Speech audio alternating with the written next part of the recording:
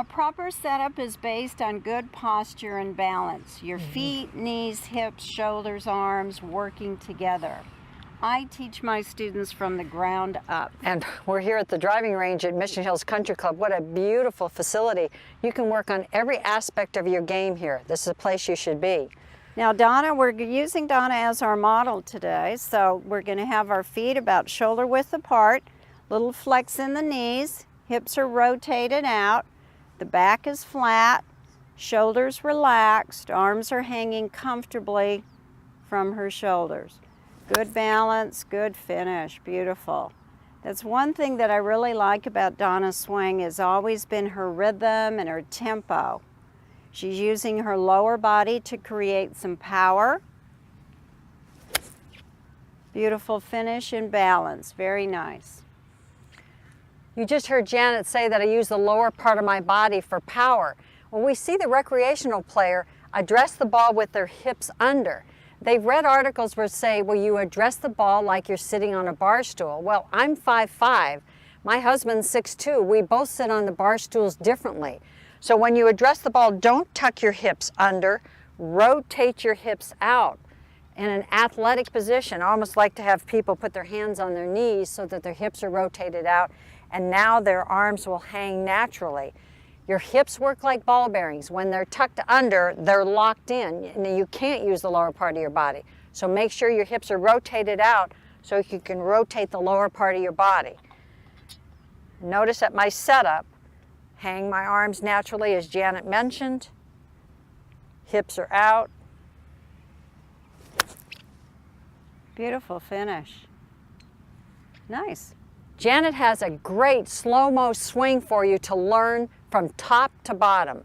So I'm going to set up in a balanced position. As I swing the club back, I'm going to transfer my weight to my right leg, at the same time rotating the hips, turning the shoulders, swinging my arms back, at the same time releasing those wrists, letting them cock all the way up. When I get to the top of my swing, the shaft should be parallel to the ground, and I should have about 60% of my weight on my right leg. As I start my downswing, I'm going to initiate the downswing with the lower body, rotating the hips, turning the shoulders, pulling the arms, waiting for those hands to release through the ball, down the target line, full finish balance. I should have about 95% of my weight on my left leg, and I'm right up on my tippy toe. Janet, so many students come to us and say, what do you initiate the downswing with? I really try to get my students to feel that the lower body moves first. So you're making the proper weight shift with your legs. So if your legs move first, then your hips are going to rotate through the ball. What's a common fault you have with your students? Another common fault is they get to the top of the swing and they release the club before they've initiated that downswing with the lower body. So I really have come up with a simple way to describe that. Using my right finger, index finger and thumb, I'm going to place it right here on my wrist to indicate that wrist hinge. Lower body moves first.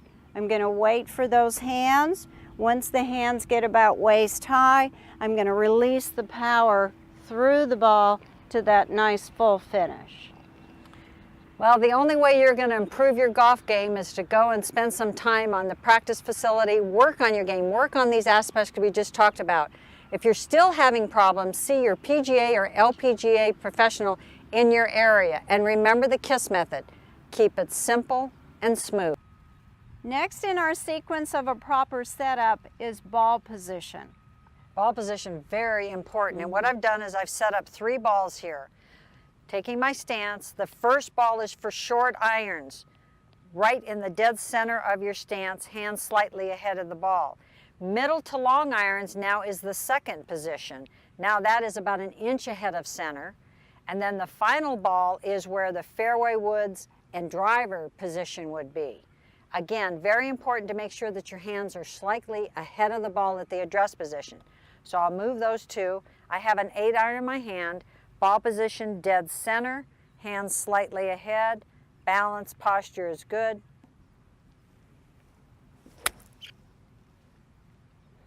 If you're having a little trouble hitting the ball heavy or thin, check your ball position. And remember the KISS method. Keep it simple and smooth.